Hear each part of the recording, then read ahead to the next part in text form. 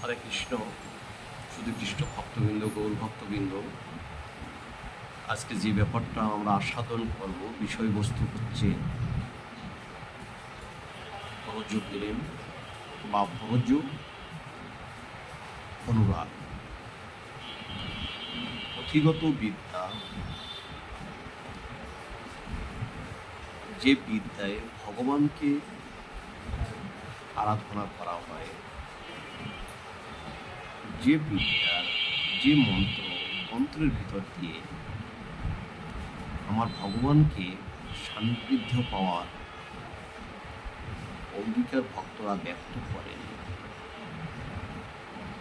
আদৌ চিরত্ব শাশ্বত সত্যের কাছে যদি প্রশ্ন করেন, কিন্তু পুঁথিগত শুধু বিদ্যায় আমার ভগবানকে কেউ কখনো পেয়েছে, তার কৃপা প্রসাদ পেয়েছে, সান্নিধ্যে যেতে পেয়েছে?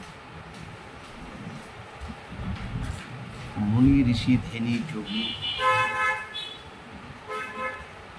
অমলাত্মা বিমলাত্মা যারা রাধা মাধবের অত্যন্ত নিত্য পরিকর ভক্তবিন্দু যারা আছে, তারা কখনোই ভগবানকে এভাবে পায়নি। ধর্ম এবং পরম ধর্ম, আপনি ধর্মকে ধারণ করেছেন, পুঁথিগত বিদ্যায় সেটা কখনো মিথ্যাও হতে পারে।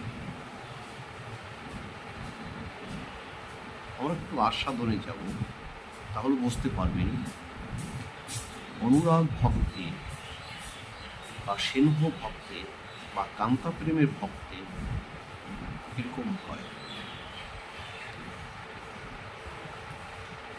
বৃন্দাবনের বাবাজির কাছ থেকে এই আস্বাদনটা আমি পেয়েছি। বৃন্দাবনে গোপীরা ও গোপ যারা আছে, প্রতিনিয়ত এরা আমার রাধা মাধবের চরণে আত্মসমর্পণ করেই তাদের ভজন। আমরা ভজনা করি কখনো চোখে দিয়ে দর্শন করি, মুখ দিয়ে কীর্তন করি, কান দিয়ে শ্রবণ করি, হৃদয় অঙ্গন করার চেষ্টা করি, কিন্তু বৃন্দাবনে যে গোপবালারা আছে, গোপ আছে, গোপী আছে, যারা এই ব্রজ প্রেম তার ব্যতিক্রম। তাদের প্রধান সাধন বস্তুই হচ্ছে আত্মসমর্পণ।